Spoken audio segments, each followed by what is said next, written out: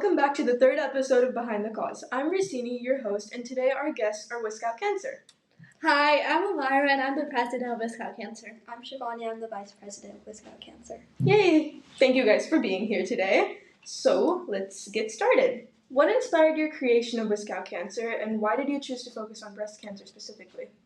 I started Whisk Out Cancer because I wanted to make an impact on something that's actually personally related to me, because my cousin is actually going through the treatment of breast cancer right now. And then I realized that millions of people go through breast cancer, and it's a really common disease, but not a lot of people know how to get screened, how to detect if they have breast cancer, and that's why a lot of deaths happen. So I wanted to make an impact, and the reason why I chose breast cancer was because of my cousin, so that's the main reason.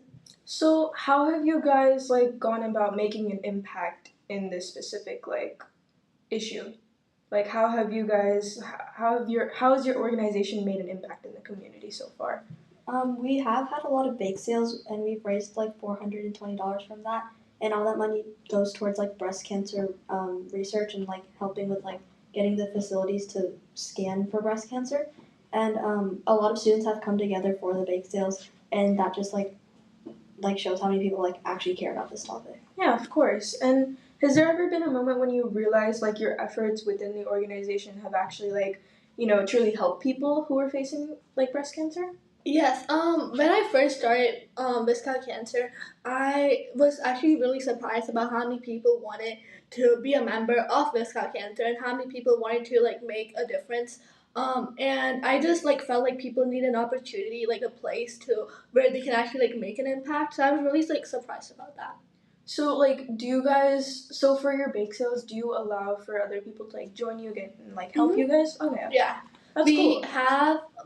We have shifts, so we have 5 members going out for marketing, 5 members staying at the booth itself, and 2-3 members talking to people. Yeah, that's really cool.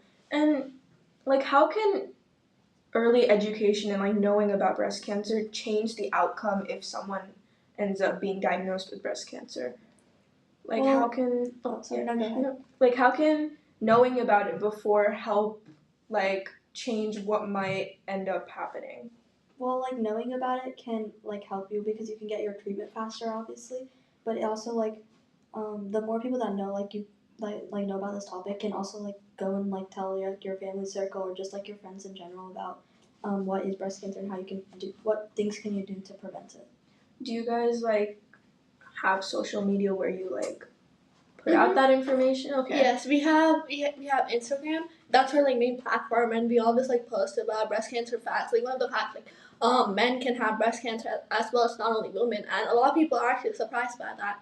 So we normally post facts about this, how to get screened, how to detect if you have breast cancer. That's really cool. Yeah. And then how can schools do a better job in educating students about breast cancer?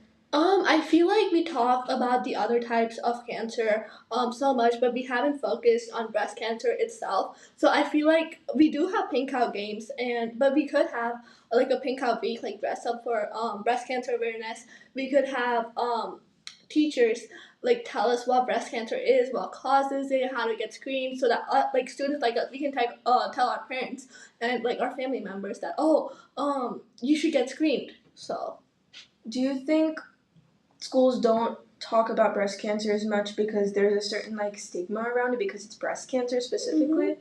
I do think that schools, because especially this year, we've talked about a lot of types of cancer, but I haven't seen any place where we've talked about breast cancer specifically, or even in clubs like HOSTA and other medical related clubs. I haven't heard the name breast cancer come in everywhere. So I feel there is a bit of stigma, but I don't think that there should be any stigma about it, because it's a common disease and millions of people affected are affected. Yeah, it definitely deserves the same amount of representation as other cancers. Yeah.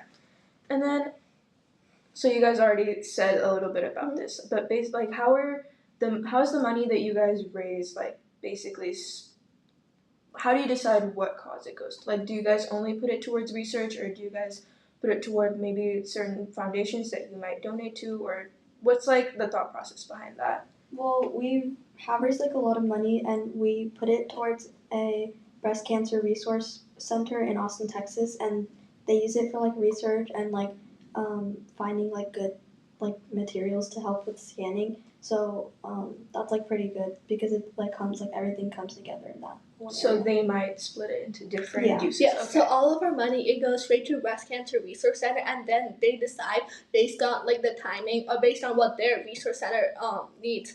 They use that money for fundraising or donations. Okay.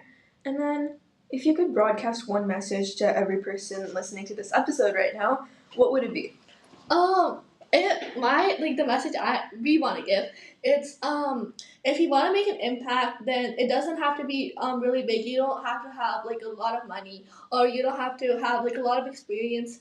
You can start small by like having a small like bake sale at your community park, a lemonade stand, or even volunteering within hospitals. Because I feel like when I like came up with an idea, I only had like me and like another person for my VP, but then we started small and then we became like really big. So if you want to like start something about an issue or about breast cancer, then start small and then you'll eventually like go up. I think that's really good advice for a lot of people because most people don't know where to start, even though like they're aware of the issue, and that's like the biggest obstacle that people have when it comes to wanting to support like awareness or an organization. So, Yeah. What's your biggest goal for this organization? Is there something you're working toward, or are you just going with the flow and like seeing where it takes you? So our goal is to like help expand internationally. Right now we have like a few chapters started in India and like I think like one or two in Europe. So that's like one of our like main goals is to help make this like awareness worldwide. Yeah, that's pretty much it. It's really impressive that you guys have chapters in like different countries and different continents. Yes, we're in the process of having more chapters, and especially since like summer started, we've been focusing a lot on Whisk Out Cancer because before that school was really like with AP exams and all of that. So in summer we started like a bunch more chapters. So that's been like something like that's going towards our like goal. But our main goal is to like obviously like create more awareness in all parts of the world, not just like Texas. Yeah. And then, wait, are you guys like a certified like 501(c) nonprofit? Do you guys have any plans? Of, like... We filed for nonprofit status, and hopefully we'll get it sometime soon. Okay, yes. Mm-hmm. Well, I hope you guys get it soon. What's the like? This is really similar to the earlier question, but what's the number one thing you want our audience to know about breast cancer?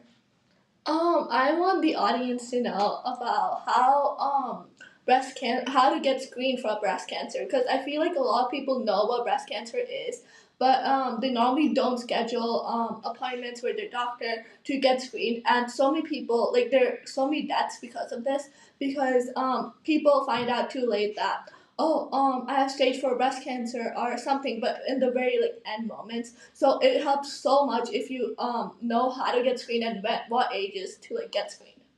Yeah, I think that's like a very true concern because honestly, I wouldn't consider getting screened for something like that, and I know a lot of people wouldn't because there's this mindset of like, oh, like there's no way I could have it, Yeah. right? So yeah, that's really good like advice to give. And then what does meaningful awareness look like other than just wearing pink in October? Like how like what are some other ways you could raise awareness? Well, we do like talk about breast cancer like year round.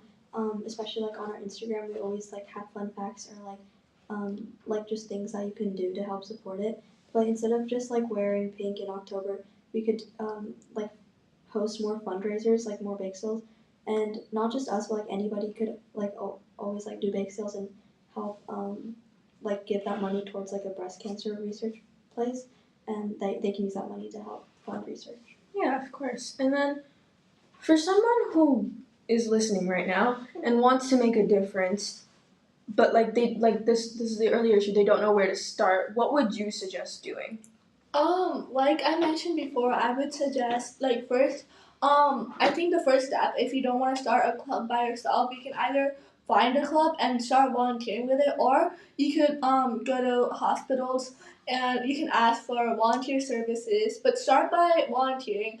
And then you could have your own bake sales, earn your own money, and then fundraise your own money, and then give it to an hospital that has like um, that provides to your like the cost that you want to fundraise to. So I feel like those are like the first two beginning steps, but also really like important first step is find out what you want to raise money to. Like what's the cost that you want to raise to? Like does it personally affect you? Is it something that you deeply care about? But finding a cause is like I feel like not a lot of people talk about this, but it's actually like a hard process to do.